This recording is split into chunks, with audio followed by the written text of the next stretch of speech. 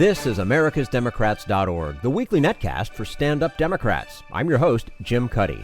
Sociology professor David Grusky says the growing income inequality is bad for the economy, no matter how much they make.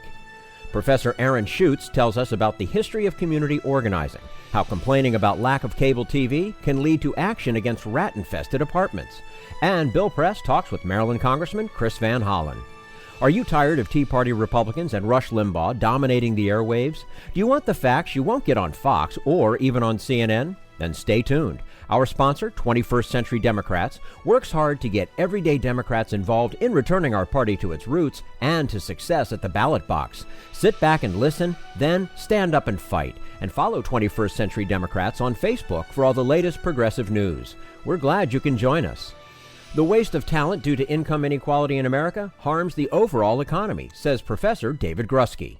And we say hello to David Grusky, professor of sociology at Stanford University, director of the Center on Poverty and Inequality.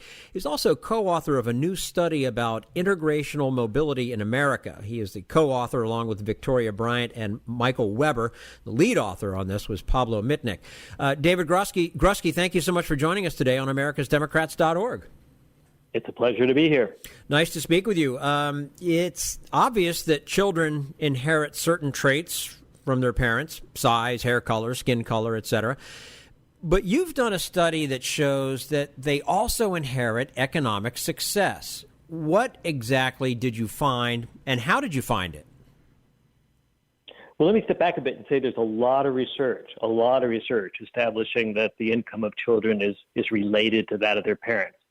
But at the same time, there's much uncertainty about exactly how strong that relationship is. So we've carried out a new study based on high-quality tax data and other administrative information that shows that the income of your parents matters a lot. So let me get concrete. We used a measure called the intergenerational income elasticity, and that measure tells us the percent increase in income that a child can expect to secure for every percent increase in the income of her or his parents. And we found an income elasticity of 0.52 for men and 0.47 for women, which means that about half of parental income advantages are passed on to children. And that's a big number. It's a number at the high end of existing estimates, and it makes it clear that we're not living up to our commitment as a nation to deliver the same opportunities to everyone. So to be clear, we're not talking about a tangible inheritance such as cash, stocks, bonds, property. I mean, this is the way you're brought up, the way you live, the chance of success in your life. Well, I should say, if parents do pass on lots of wealth to their children, then it will show up in our measure of income mobility, insofar as the children don't just spend that wealth, but also use it to generate income for themselves, maybe via investments like stocks or bonds. But yeah, you're right. Well-off parents can do a lot more for their children than just transmit wealth. They can do that, but in addition, another important way in which high-income parents can help out is to provide access to high-quality education, which then increases their children's earnings, and I should say also increases their chances of meeting a spouse who will likewise make a lot of money and raise the family's income. So it's all good when you're lucky enough to have high-income parents. Mm-hmm. What does the disparity between having wealthy parents and poor parents mean for the overall American economy and the notion of equality of opportunity? Well, the obvious point here is that the disparity is really bad news for poor children, for children born into poor families, because it means that on average they can expect far less income as adults than children born into well-off families. And this is what I think you're driving at here. It's also bad news, I would argue, for the economy as a whole and for all of us, even if we're so lucky as to be born into high-income families. It's bad news because it means that we're wasting lots of talent. Instead of giving everyone the same opportunity and allowing talent to flourish wherever it may be found, the country's not doing a good job of cultivating talent among children born into poor families. And that wastage of talent means the U.S. economy suffers, and hence we all suffer as a result by virtue of lower tax revenues and higher safety net spending and much else besides. Well, I mean, to me, that's common sense, right? I mean, that just makes sense. We got a smaller pool of people to choose from. There's less likely that the economy is going to be any stronger. But I don't understand how we can continue to allow this to happen. I mean, unless, of course, you get the screaming from the right where they say, well, that'll be socialism if you let everybody have that equal opportunity that you're talking about. I mean, that's the line that's drawn, it seems. Well, I think that's an argument that should be taken head on. One might say that socialism is all about redistributing income in ways that aren't necessarily consistent with the size of one's paychecks that one brings home. But no one, so far as I know, would call it socialism when one commits to equal opportunity. That is, the principle of equal opportunity simply has it that we should all be playing in a fair and open race, and that we should all start at the same starting point and have a fair opportunity to win that race. That's not socialism. That's a commitment to the American dream. That's a commitment to simply equal opportunity. And then let the chips fall where they may. And if there's lots of income inequality at the end of the day, so be it. But it's the type of income inequality in which we can believe. We can believe in it because it's the outcome of a fair and open race. And I agree with you. However, when you set up the programs that you would need to set up to get those poor kids into those good schools or good program, whatever it is, that's where you run into the pushback, because that costs money, and then that's not fair to the people that have earned their money, and so on and so forth. That's right. But if one appreciates that one reason why those folks who have lots of money is because they've benefited, on average, from real opportunities that weren't open to everyone, then one might say that it's your obligation to do what you can to better realize one of our commitments, namely a commitment to equal opportunity. That is, you profited, did you not, from having unequal opportunity, often, not always, but often, and hence that tax that you pay is simply by way of compensation for all the advantages that you had by virtue of being born into a high-income family. We're speaking with David Grusky, professor of sociology at Stanford University, director of the Center on Poverty and Inequality. Now, even within the group of high-income generations, is there a gender difference? That's right. We find that the income elasticity is pretty much the same, around 0.5 for men and women alike. That's a big number. But we also found a gender difference in the earnings elasticity. The earnings elasticity for men is more than 40% higher than that for women. So the income elasticity is the same for men and women, but the earnings elasticity is much larger for men than women. And that means that although both men and women benefit from being born into higher income families, men benefit much more when it comes to their own earnings. So then you might ask, well, how do women benefit from being born into a high income family? And it turns out that women are more likely to get married and to marry well. That is, for women born into high-income families, the advantage comes disproportionately in the form of elevated chances of marriage and of having a higher-earning partner. So it's a case of old-fashioned marital mobility. That's not to say that men born into high-income families don't also have elevated chances for marriage and elevated chances of marrying well, but it's just not as prominent an effect as obtains for women. So that there's another age-old problem that continues to rear its ugly head, right? The inequality between gender. What are the benefits that income alone confer on a child? Well, there's lots.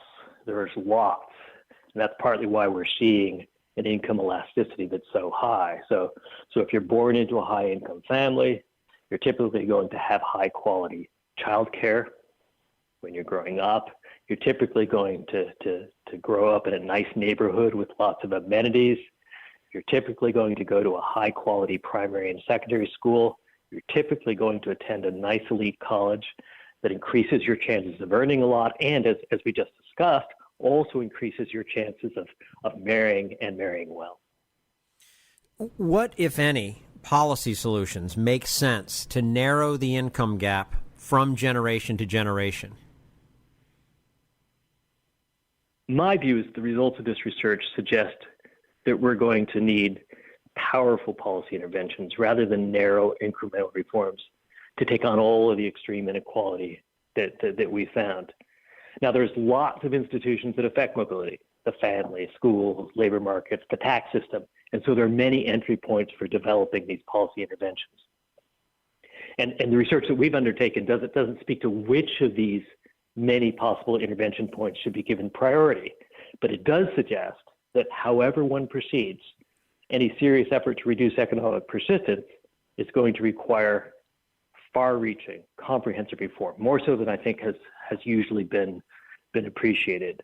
So the upshot is that we're taking on the problem, insofar as we are at all, we're taking on the problem at the wrong scale. If we really care about economic mobility in this country, and everything indicates that we do, that it's a genuine concern, if we really care, then we're going to have to undertake major institutional reform, not the usual narrow gauge policy proposals that are usually put on the table, but big reform. And again, big, bold things that are probably going to get a lot of pushback. Everyone starts complaining about the money and the shoot, because everybody does look at this myopic view of it, and it's just so short term. It almost feels like we're running in place and we'll never get to where we need to and where we can get to. That's right, but there have been moments in American history where we've done what needed to be done. That's what makes this country so extraordinary. We're willing to step back, say, hey, we're not living up to our ideals, we're not living up to our commitments, and let's fix our institutions. We think of our institutions as human creations, not sacred human creations, and we should reform them in ways that make them realize what we believe in. We've done that in the past. I think we should do it again. Absolutely. David Grusky, professor of sociology at Stanford University, director of the Center on Poverty and Inequality, joining us today on americasdemocrats.org. David, thank you so much for your time with us today. We do look forward to having you back again soon. Thank you for inviting me. It was good to talk. Thank you. You're quite welcome. This is americasdemocrats.org, the weekly netcast for stand-up Democrats.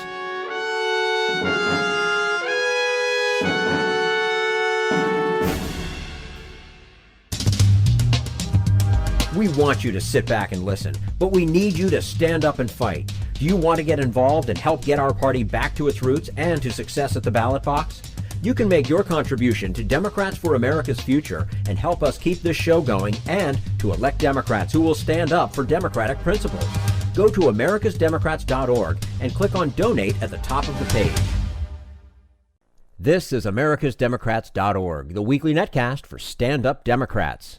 A biographer of Saul Alinsky explains how community organizing really works and how it grew out of a middle-class culture. More on that in just a moment. Right now, we turn to Jim Hightower, America's #1 populist, for his common sense commentary. In today's so-called democratic election process, big money doesn't talk. It roars, usually drowning out the people's voice. Bizarrely, the Supreme Court decreed in its 2010 Citizens United ruling that money is a form of free speech. Thus declared the learned justices, people and corporations are henceforth allowed to spend unlimited sums of their money to speak in election campaigns. But wait, if political speech is measured by money, then by definition, speech is not free. It can be bought, thereby giving the most speech to the few with the most money. That's plutocracy, not democracy. Sure enough, in the first 6 months of this presidential election cycle, more than half of the record-setting $300 million given to the various candidates came from only 358 mega-rich families and the corporations they control. The top 158 of them total $176 million in political spending, meaning that, on average, each one of them bought more than $1 million worth of free speech. Nearly all of their money is backing Republican presidential hopefuls who promise, 1, to cut taxes on the rich, 2, cut regulations that protect us from corporate pollution and other abuses of the common good, and 3, to cut Social Security, food stamps, and other safety net programs that we unrich people need. The great majority of Americans adamantly oppose all of those cuts, but none of us has $1 million we can spend to buy an equivalent amount of political speech.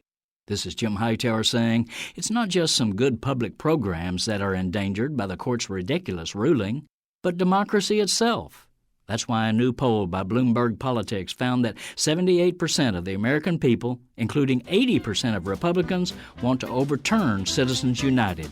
To help, go to freespeechforpeople.org. Need an antidote to the progressive blues? Want some good news about how grassroots folks are rebelling against the corporate powers and winning? Well, here's an easy-to-swallow pill for you, the Hightower Lowdown. Hightower's monthly newsletter will give you the lowdown, even as it lifts you up. It's 4 pages a month, jam-packed with facts you can use, actions you can take, and Jim's own Texas humor, all for only $15 a year. To become a lowdowner, go to hightowerlowdown.org.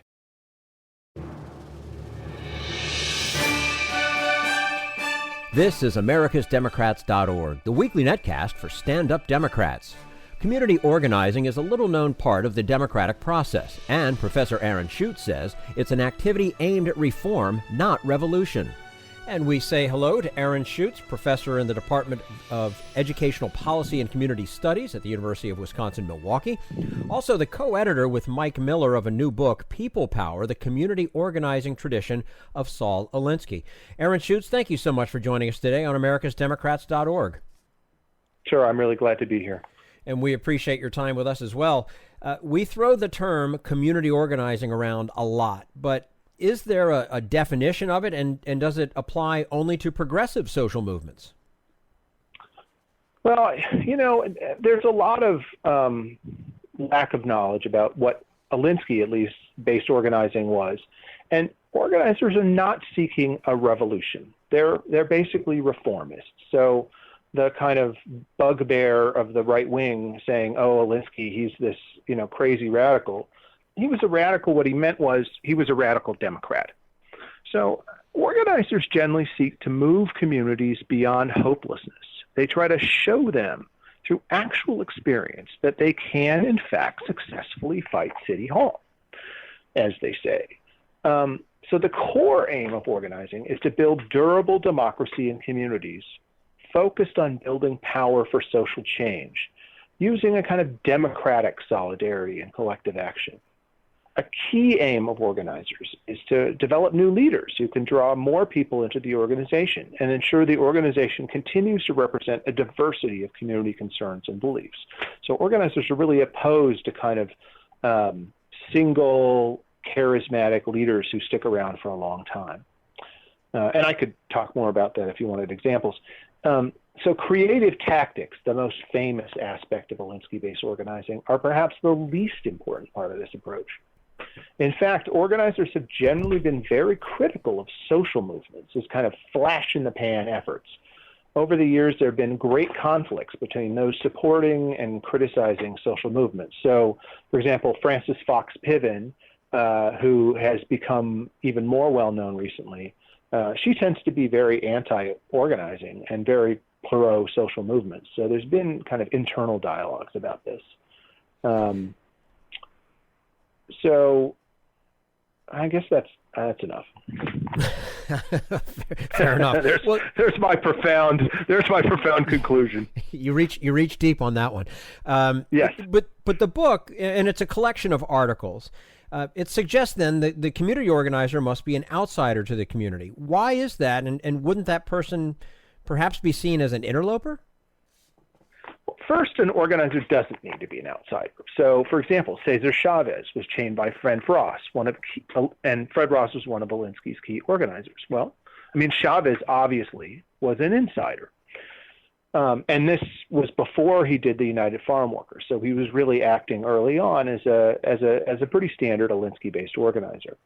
So what's key is that the organizer is seen as neutral in a community.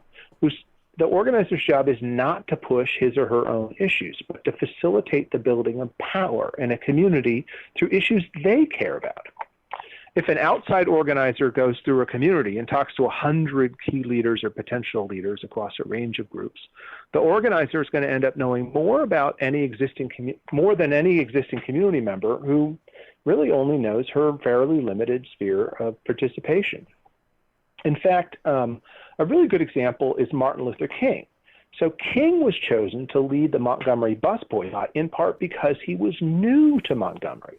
So he didn't have a reputation of being linked to any particular group or clique in the city. He was seen as more neutral.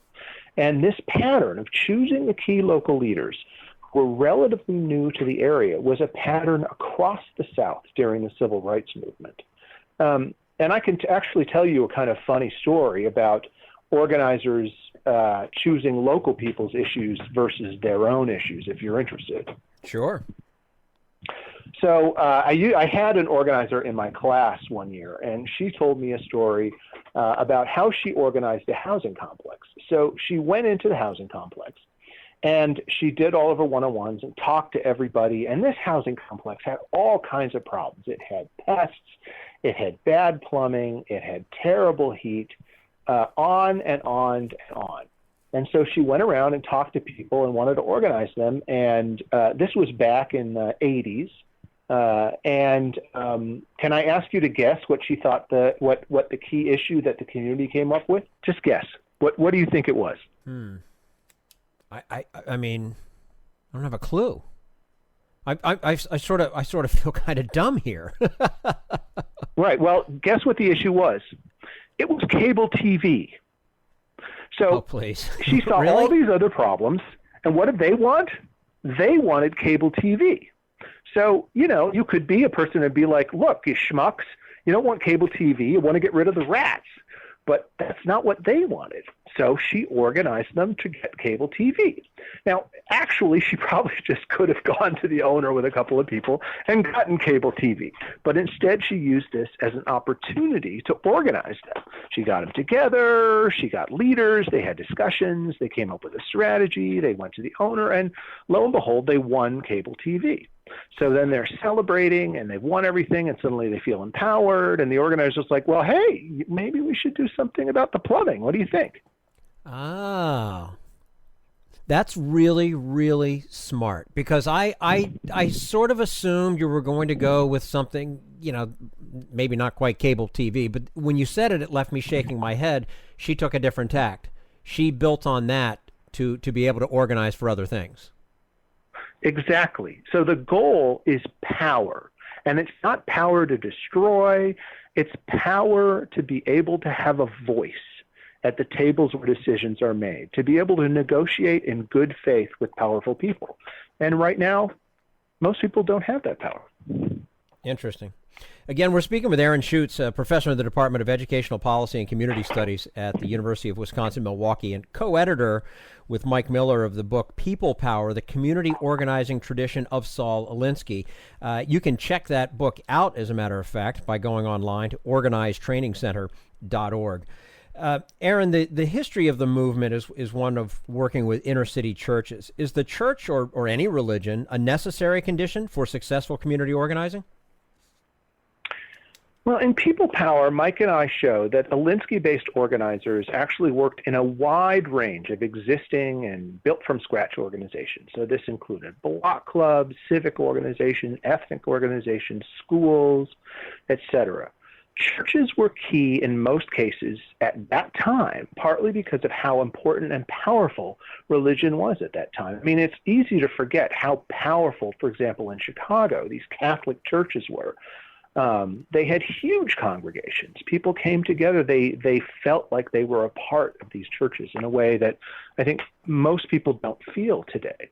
So in some ways, this was a structure designed for a particular time. I was talking with Nicholas von Hoffman the other day, who was really Alinsky's the person Alinsky most respected as an organizer. And von Hoffman's always very insistent that Alinsky never had a model, that he would do something and then the world would change and he'd come up with something else, because you wouldn't be able to do the same thing. But what has happened is that church-based organizing, especially with the decline of the demise of Acorn, which was, they went around and knocked on doors and organized people that way, is that we really these days often think of organizing as the equivalent of organizing churches. And, that's a powerful way to organize. I worked with a church-based organization for about 10 years. The trouble is that as I just listened to an interview with one of the top church-based organizing folks, and, he admitted, look, we organize in churches, but we don't really organize the most poor people. We don't organize all the working class. Everybody doesn't go to church. So if you're just doing the churches, you're missing a whole lot of people. And, in our book, we go into more detail about how these different organizing groups work. And I think they're complementary. So And some of the church-based organizations are really trying to reach out. They're working with schools, they're working with hospitals, they're trying to work, organize parents. If they're successful, which I hope, then we're in much better shape. I suspect that there are different cultures of organizing individuals versus organizing in churches, and that we need different kinds of organizations to do it. Why do you think the Occupy Wall Street movement, why didn't it maintain traction after it so suddenly gained public attention for an agenda that I think most Americans may actually have been okay with? I think the first thing to say about Occupy is it's wrong to attack Occupy just because it didn't create durable organizations. It did have a really significant impact on the national dialogue about income and wealth inequality. I mean, the fact that the idea of the 1% is a common part of our dialogue is really a product of Occupy. So, I mean, let's be honest about that. But the problem was, and the reason that organizers really are not happy with our Occupy is because it was really too, anarchic to form durable organizations. It didn't want established leadership. It didn't want any hierarchy who could facilitate things. And it didn't have the time or interest. It didn't have leaders who could organize while other people, went home to take care of their kids. Now, a key problem with this, as Joe Freeman argued in a really famous paper called The Tyranny of Structurelessness, is that movements that say they don't have leaders are confused. There are leaders, always, but when you say you don't have leaders, then they often end up operating like invisibly in pretty dysfunctional ways. Cliques get created, spokespeople that don't represent the movement talk, etc. Fundamentally, I'd argue Occupy was a movement that grew out of middle-class culture as well, and research on the membership pretty much supports this. And middle-class folks in America, and there's a lot of research behind this, really values individual opinions and collaboration over leadership and solidarity. But the truth is that that's not the definition of leadership. Leadership and solidarity can still be democratic. It's just a different vision of democracy. And so, to some extent, the contrast between organizing and Occupy represents a conflict over forms of democracy, over what counts as democracy. Now, perhaps the best discussion of ways to combine more movement-based approaches like Occupy and more structured forms of organizing is being pursued today by these two guys, Carlos Saavedra, who was one of the key leaders of the Dreamer movement, and organizer Paul Engler. Saavedra and Engler are doing trainings around the country about how to build movements that have more staying power. And Engler's writings can actually be found online, and you actually might want to interview one or both of them because they have a really powerful idea about how to combine movements and organizing. And movement people and organizing people tend not to talk with each other. Okay. Aaron Schutz, professor in the Department of Educational Policy and Community Studies at the University of Wisconsin-Milwaukee, co-editor with Mike Miller, the new book, People Power, the Community Organizing Tradition of Saul Alinsky. If you want to check it out, go to organizedtrainingcenter.org. Aaron Schutz, thank you so much for joining us today on americasdemocrats.org. Thank you. I really appreciate it. And we appreciate your time with us as well. And this is americasdemocrats.org, the weekly netcast for stand-up Democrats.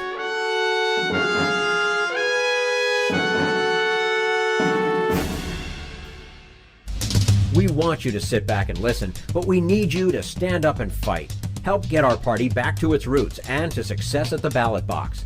Make your contribution to Democrats for America's Future to keep this show on the air and help elect stand-up Democrats. Go to americasdemocrats.org and click on Donate at the top of the page.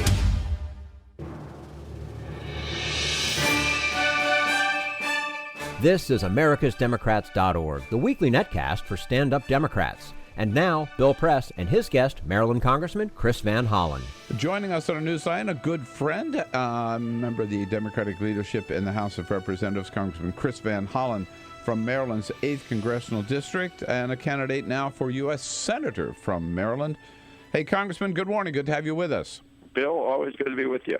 Thank you. I haven't seen you in a while, so it's good to talk. And let me ask you, first of all, about the big news for the Democratic Party yesterday. Vice President Joe Biden saying, after much deliberation, he's decided that he doesn't have enough time to put a campaign together. What's it all mean, Congressman? Well, first of all, let me salute the Vice President for his incredible service. I have great affection for Joe Biden. I've worked with him closely on budget issues over the year. I got to play the stand-in for Paul Ryan when the Vice President was preparing I remember, for his debates in the last election. And, you know, he's exhibited incredible leadership and, of course, suffered incredible personal loss. So I just salute the Vice President for all his incredible work. I think his decision is good for the party in the sense that we've got a number of strong candidates out there right now. I think Democrats were very proud of the debate they had the other night in contrast to the Republican circus. So I just want to salute the Vice President for all the work he's done and doing. Well, you wouldn't have been asked to stand in for Paul Ryan if you didn't know Paul Ryan well, sitting there as a ranking Democrat on the Budget Committee. What do you think? What kind of a speaker is he going to be? Are you looking forward to working with him as speaker? Well, look, I'm looking forward to working with any of the Republican leaders if they're willing to work with Democrats to get things done. As we know, one of the reasons they've been unable to find a speaker is because they have the demand from their Tea Party caucus, the so-called Freedom Caucus, to not negotiate. And that, of course, is what brought down Speaker Boehner, because he understood that in order to keep the government open, he had to, put up a vote that worked with Democrats. After all, that vote just a few weeks ago to keep the government open, a majority of Republicans voted no. And so Speaker Boehner knew that he was going to have to get Democratic votes to do that. Paul Ryan's obviously been looking for what I call a little prenuptial agreement with the Tea Party caucus. And as you saw yesterday, he did not get the endorsement. He did not get enough votes to get the endorsement of the caucus. They require an 80%. And I'm not sure he got the procedural rules change he was looking for. He was looking for a change to the rule that allows people to call to vacate the chair, which is the rule that the Tea Party folks have been using to sort of keep Speaker Boehner under wraps all the time. So, it looks like that Paul Ryan would have the votes, but he still hasn't, to my knowledge anyway, officially declared whether he's going to be Speaker. But I will say that I look forward to working with anybody, but if you look at the Paul Ryan budget and the Republican budgets that have been put forward, they're really destructive to the country. They're documents and proposals that would dramatically disinvest in America, privatize many parts of Medicare. Right. Well, I wanted to ask you about that because, we get the impression, Congressman, particularly everything's relative, I guess, but you get the impression when you hear the Tea Partiers that Paul Ryan is some kind of a moderate. But again, you've been there when he's rolled his budgets out. They're anything but moderate, right? Well, they're certainly not moderate in any way. They're pretty extremist blueprints for the country. And when I say extremist, very much out of touch with the mainstream of the country. They would require very deep cuts in investments in areas that are important to help our economy grow, but also grow opportunities. I mean, he would dramatically cut the category of the budget that we use to invest in our kids' education, starting with early education, cut the part of the budget that we use to invest in scientific research to find treatments and cures to diseases, the part of the budget that we use to fund our transportation infrastructure. And then, of course, when it comes to Medicare, he turns it into a voucher program, which privatize it, right? Essentially transfers the rising costs of health care onto the backs of seniors. Medicaid, they cut by almost $1 trillion. These are the monies, most of them that go to help seniors in nursing homes and people with disabilities. So it's a pretty radical document. It's a you're on your own document, and nobody should be under any illusions that we're talking about moderate leadership. But look, if they're at least willing to talk and be willing to negotiate, that would be a positive step. Of course, Speaker Boehner was willing to do that too. It's just that they drove him out of town for doing it. Right.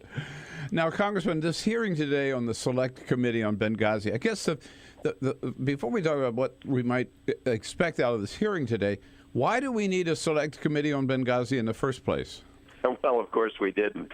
And even Speaker Boehner, as another example, did not want to create the Special Committee on Benghazi. Why? Because we'd already had hearings in all the regular standing committees, right? The House Intelligence Committee, again, Republican-led Intelligence Committee had a hearing. The House Republican-led Armed Services Committee had already had hearings on Benghazi, as have the committees in the Senate.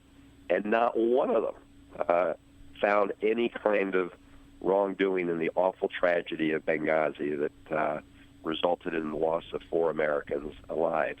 But not one of them found wrongdoing in that tragic incident. And so when the Republicans didn't get the answer they wanted through the normal process, Kevin McCarthy and others, Kevin McCarthy, the Republican leader, pushed for the creation of the Special Committee on Benghazi. And, of course, Kevin McCarthy is the one who said on national TV just the other day what it was all about. And it was all about, quote, bringing down Hillary Clinton's poll numbers. So it was all about politics, which is shameful and disgraceful, the waste of taxpayer money, as well as going on a witch hunt rather than, and really dishonoring the memory of the 4 Americans who died.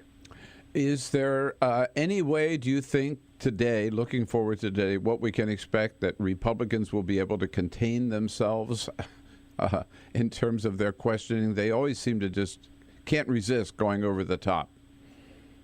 Well, what I've heard is that, given the fact that Kevin McCarthy, let the world know what let the cat out of the bag. Let the cat out of the bag. And then, of course, you had another Republican member of Congress, Congressman Hanna, the other day reinforced McCarthy's point that this was all about witch hunt and politics. And then, of course, you had one of the Republican investigators from the Benghazi committee come forward and say that he left because he didn't think it was appropriate to engage in the witch hunt against Hillary Clinton and use it for politics. Given all that, I think they've sort of told their members that at least on round 1, round 2 of questioning, they have to pretend this is about Benghazi and not about the emails. And, of course, they're not going to be able to plow any new ground there because there haven't been any. So, you're asking a good question. At what point will, they show their true colors?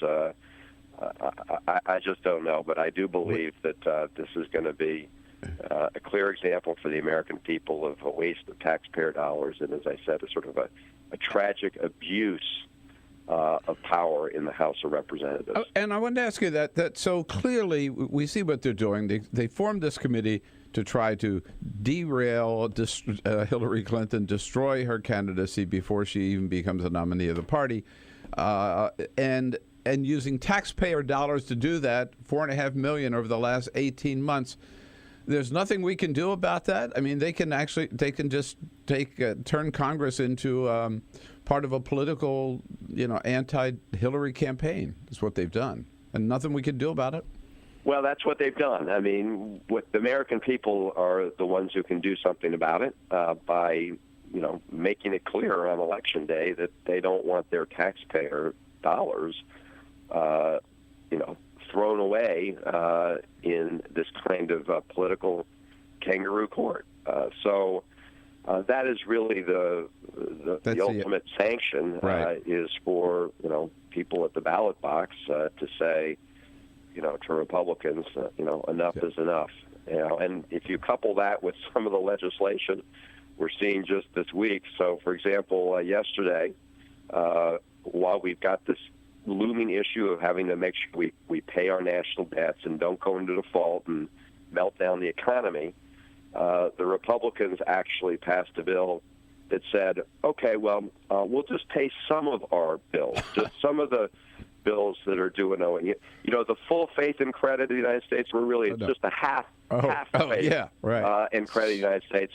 And amazingly, they chose the Chinese and other, major bondholders as the people they would pay first, instead of our veterans, instead of our soldiers, instead of doctors who provide Medicare services to seniors.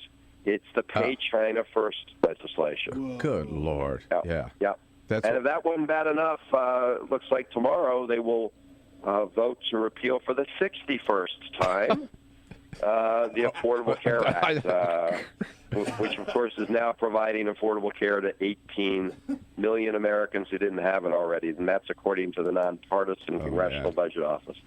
God, man, what a bunch of clowns. Honestly, hey, Congressman, it's worse than we thought. I don't know. It's even worse than you thought. That's right. Good to have you with us, Congressman. Thanks for fighting the good fight on behalf of all Americans. We appreciate that. Well, thanks. And look, Bill, we're looking for a Republican work with us. As some of us said. The Republicans finally created a job, speakership. It's just nobody wanted it. That's right. Yeah, exactly. They finally created one job. One job. All right. Thanks, Congressman. Right. Talk to you again soon. Congressman Chris Van Hollen, Maryland's 8th Congressional District. I like that. Republicans. They finally created one job. Nobody wants it. That's all for americasdemocrats.org. Thank you to all who made today's show possible. David Grusky, Aaron Schutz, and the entire Bill Press team. And thank you for listening. If you liked what you heard, please get involved in our efforts to keep this show going and to elect Democrats who are bringing the party back to its roots. Go to americasdemocrats.org and click on Donate at the top of the page. And be sure to find 21st Century Democrats on Facebook. For americasdemocrats.org, I'm your host, Jim Cuddy.